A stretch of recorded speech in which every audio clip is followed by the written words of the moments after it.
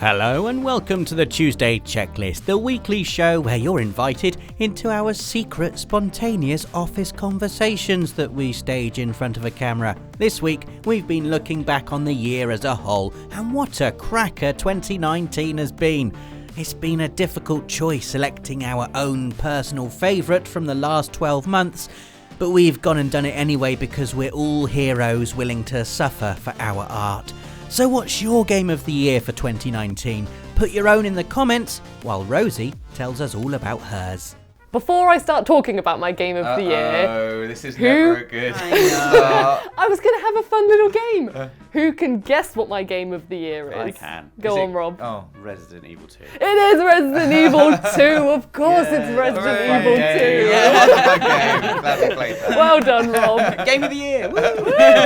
Fun game of the year. Yeah, no, of course it's Resident Evil 2 because it's the only game this year that has legitimately just completely blown everything out of the proportional bucket for me because my God, this game is just Proportional bucket. What do you keep in there? That's What how happens That's how Rosie misses games. What happened? The rappers in the proportional bucket. I said proportional wrong, and then I tried to put it in something, so I put it in a bucket. I don't know. It's just an absolutely mind-blowingly good game. It's just, even from the beginning of the year, it was such a fantastic start to 2019. I think it was Resident Evil 2 and Kingdom Hearts 3. I can't remember, I think Resi 2 might have come first, but as soon as that came out, I was like, whoa, this is going to be some high standards for 2019, and it's just maintained it for me throughout the whole time. I've mentioned it previously in the Tuesday Checklist. I'm playing it like bit by bit throughout the whole year, so whereas you could be like, oh, you haven't finished the game yet, I haven't finished it because I don't want it to end. I'm still, it's I legit. tell people that, yeah. That's me too, that's why I haven't finished it. Yeah. Like I said, we're just coming to the end of Leon's campaign, and it's just so good. Like, the sound design in it is just absolutely amazing, some of the best I've heard in a video game. What they've done with the original source, like Resident Evil 2 on the PS1, and how they've just completely freshened it up. Even from the trailer when they announced it like ages ago, it was like, oh my God, this game's going to be amazing. And it's just, everything about it is so good. It looks gorgeous, the setting in it's gorgeous. Never before have I seen zombies look so much like zombies. Like real zombies. Like real zombies, you know, when they're real life zombies. And it's just, honestly, it's just absolutely phenomenal. And I'm stumbling over my words for pure emotion of how brilliant I found this game this year. It's just, as soon as this topic came up, I didn't even have to think of it. And that's why I've come first, because I didn't want anyone else to take it. I was like, no, Resident Evil 2 is mine. Nothing else should be in that proportional bucket. Nothing. It's the 2019 proportional bucket has been filled by Resident Evil 2. Well said, Rosie. Thank you very much. I know we've mentioned this before, but can we just have a little moment for the burger? Yes! Oh, for God's sake. Yeah, no, we have to have a moment for the burger, because like you said, the Best burger just all time. of all time. Yeah.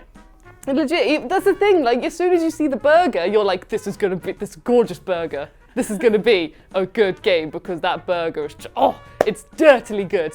I would eat that burger. I'd eat that, but I'd eat 5 of those burgers. And then I'd feel really guilty afterwards. But then I'd still be happy because it looks like the best burger in the world. Oh, I love this game, so good. Then you'd throw up in the proportional bucket. Exactly. My game of the year is, surprise, surprise, Death Stranding. Yay. What a game, though. What a game. I genuinely... Why are you shaking your head in the back there, Nathan? I'm supposed to comment on that. Well, I think it's fine to. And when I was speaking to Hideo Kojima on the interview... Oh my God, wow, so early. Sick on myself. Even Hideo Kojima, who I spoke to... Is it his game of the year too? Probably. Even he said that I expect this to be divisive. Like, it's a very new thing. It's unlike, and this is the title of a video I made about it. It is unlike any game you've ever played before, and that's definitely true.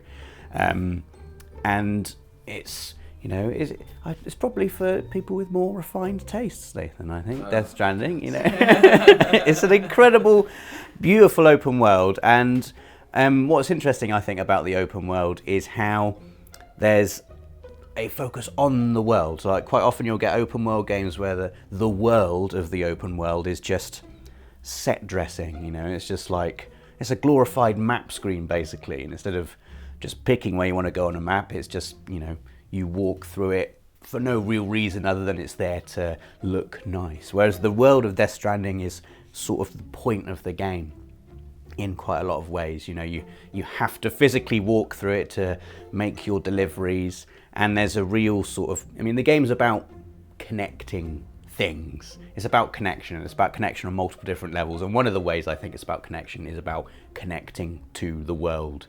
And so you'll be just, you can't help but take it in as you walk through it. Like you have to concentrate on every step you make, because you could trip on treacherous terrain, or, you know, so you have to be concentrating on every single rock that's in front of you, looking at the map and picking out the route that will allow you to get there without being, you know, either attacked by mules or trying to avoid BTs, but also at the same time not making it so you get stuck halfway up a mountain with no way to get down and no ladders left, etc. And there's like on a very basic level, it's just incredibly beautiful to look at. I honestly think it's the most incredible looking game I've played, probably, I don't know, ever. When you boot it up for the first time, you want it to, it's unbelievable how good it looks.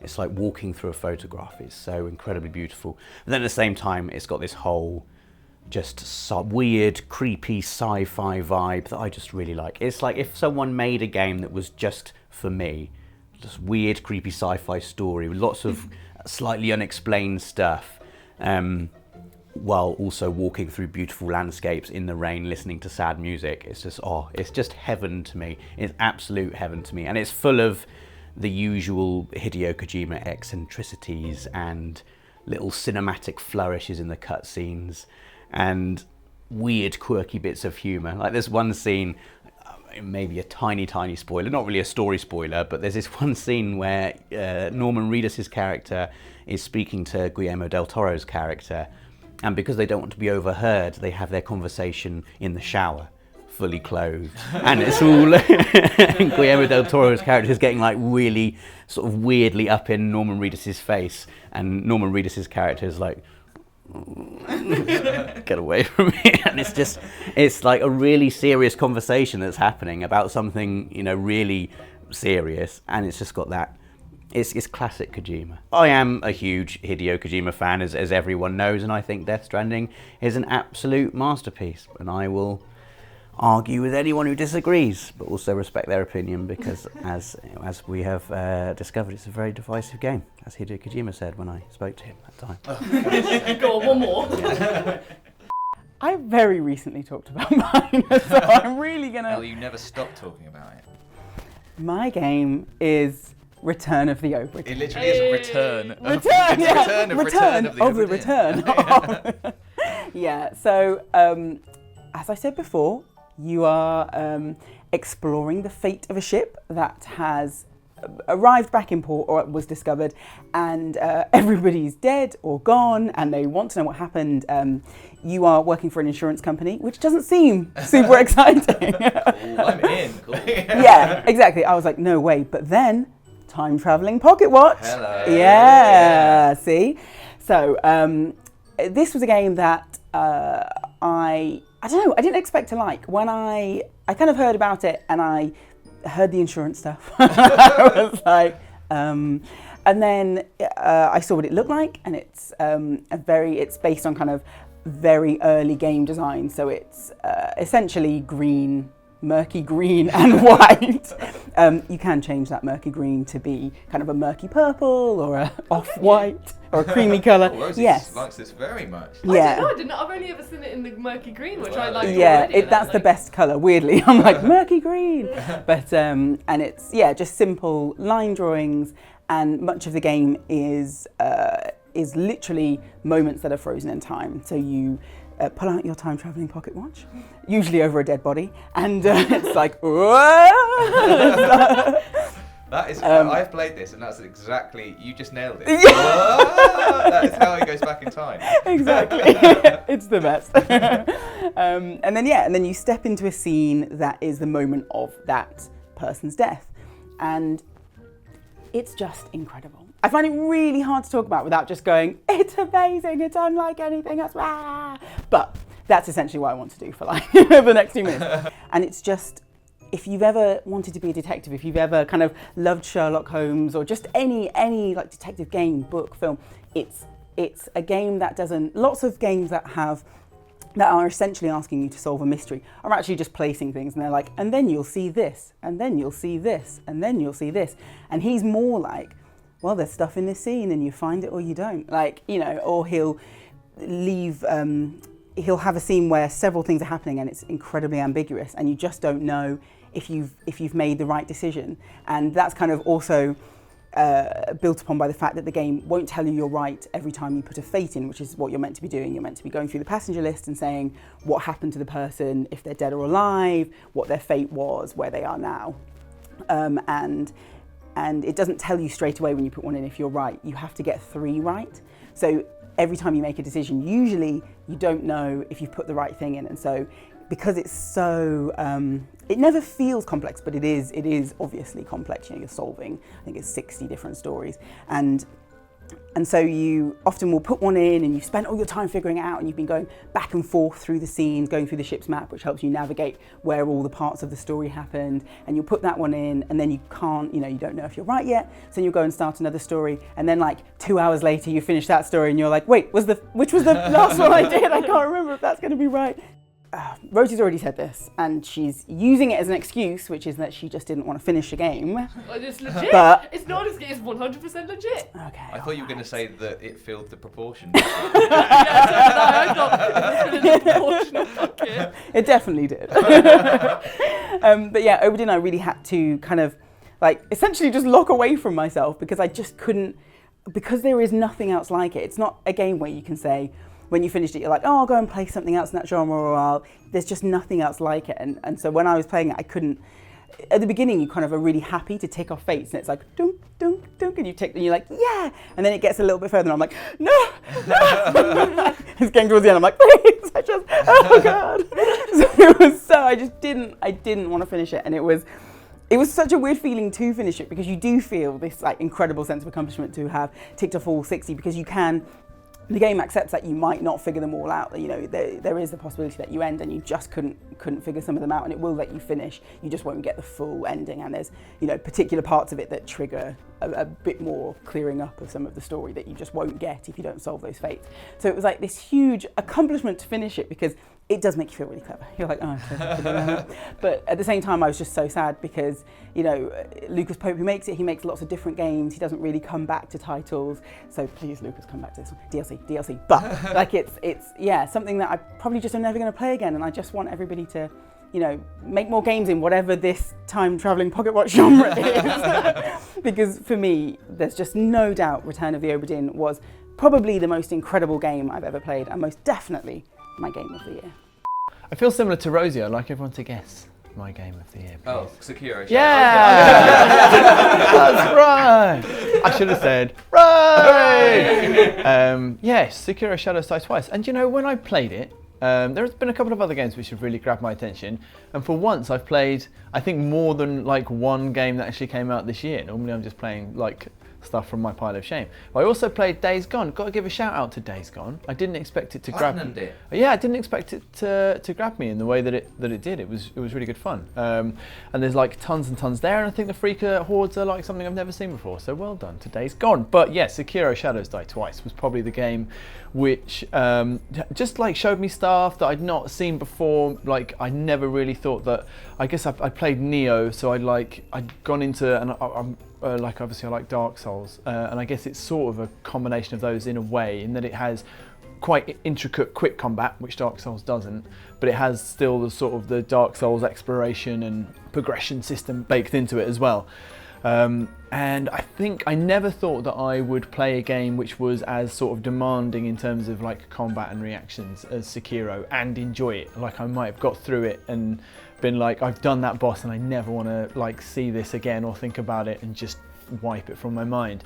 There was a couple of encounters where I think it's like a real testament to how good the game is, not how good like I am at the game, because I saw quite a few people putting stuff like this on Twitter and sharing moments like this where I kind of dropped in that kind of Dark Souls way into a room, and there was like a bigger boss in there than I thought, and I was completely unprepared. And then with the kind of the parry system within Sekiro, you know, I'd be fighting him and you'd be waiting for your opening, and it becomes like, people have described it like a rhythm action game, and this felt like a dance, but it was almost like I was improvising a dance with someone I'd never met before, and we were both getting all the steps right, and it was like, this is so exciting. And then obviously I killed the person at the end because it was a fight, not a dance. And that was like, in terms of a game whose like systems and mechanics are so good that they can impart them to you, you can kind of internalize them and then like repeat it back to the game in this sort of one-off test and get it right. It was magical. It was amazing.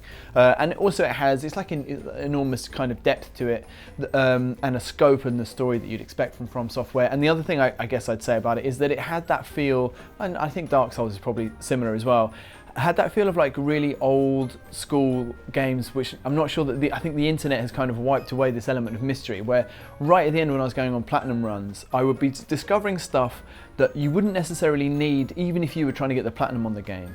And I would, I'd be deliberately doing things in different ways to my first run through the game, and I would discover just little bits of dialogue or different this character's here, and I didn't realise that if I made this decision earlier on, then I came back to this moment, this character would now be here, or I can take this object and it does this, or I can eat this rice and it does this thing, and it feels like it just reminded me of a time when all games seem to be full of that kind of like mystery, and there seems to be like an open-endedness to games, which I think when you can plot everything on a flowchart on a wiki, then that gets spoiled a bit, but this somehow retained that sense of mystery.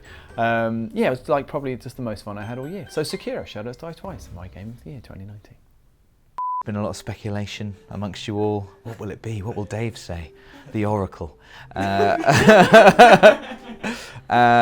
I have found it tough, actually. I've left this open. I wanted to go last, to leave the door open for any of you to get the right answer, and nobody did. I want to give a big shout out to my two runners-up, Modern Warfare, which I have absolutely adored and just nommed my way through the campaign the music would be very quickly. What is going on? Oh, I see you've spoken over me there, like the music from the Oscars. And at the moment, I just cannot stop playing Jedi Fallen Order. I'm absolutely entranced by it, and I want to see every bit of it. But neither of them are my real game of the year, because my real game of the year is Outer Wilds, which is absolutely incredible. And I discovered it on a live stream a few weeks ago. I had to play Nathan's copy because he was the only one in the office with a copy, and he still hasn't played it, despite me saying on several occasions it's amazing. I can accept that maybe I'm particularly attuned to it. It's like it's a space mystery with physics, puzzles, and flying around a small star system with a time travel element.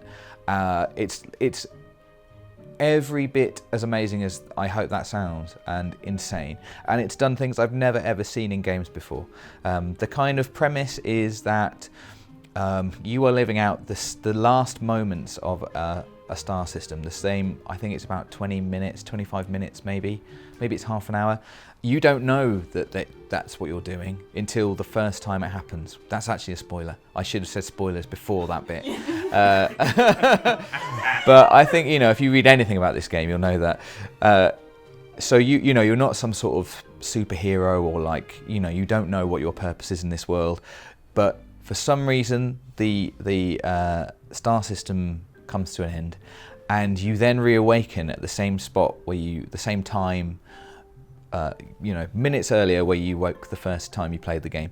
And but with that knowledge, you've retained, obviously, you haven't actually gone back in time. Your character has, but you and your character have both retained that knowledge of the past 25 minutes, and you are trying to unravel what's going on. I have to admit, I have not finished the game yet, so I am speaking, this is big talk because I've not seen everything this game has to offer, and I'm already blown away and convinced that it's my game of the year. But it's done things I've never seen before, and I talked about this previously, like just being on a planet, just amazing sci-fi ideas, like a hollow planet. There's a hollow planet that it covers a black hole basically, which has a moon that circles it that is volcanic and erupts these kind of big hot lumps of rock that smash through the surface of this planet and send chunks of the surface through into the black hole. And you can be on this planet walking around seeing this happens right next to you. You could be under one of those chunks of rock and be, you know, sent inwards with it, or you could be just flying around in your spaceship circling it and, you know, watching the whole thing from above. It's like got incredible emergent, there's things that happen. Just I don't really want to talk about it too much, but I feel like I've already said too much, but that is just a small snapshot of what this game has to offer. It's absolutely incredible, and it's just, you just need to play it. You need to play it. And if anything about what I said sounds interesting, I've not done it nearly enough justice. You will definitely love it. So please, you owe it to yourselves. Play my game of the year, The Outer Wilds. It's not The Outer Wilds, it's Outer Wilds. Why did I say proportional bucket? Stop there. I'm glad you did say it, Rosie, because we're never going to let you forget. Let us know in the comments what your game of the year for 2019 is. Give us a like if you enjoyed the video, and join us again next week for another Tuesday checklist. Thanks for watching. For the players.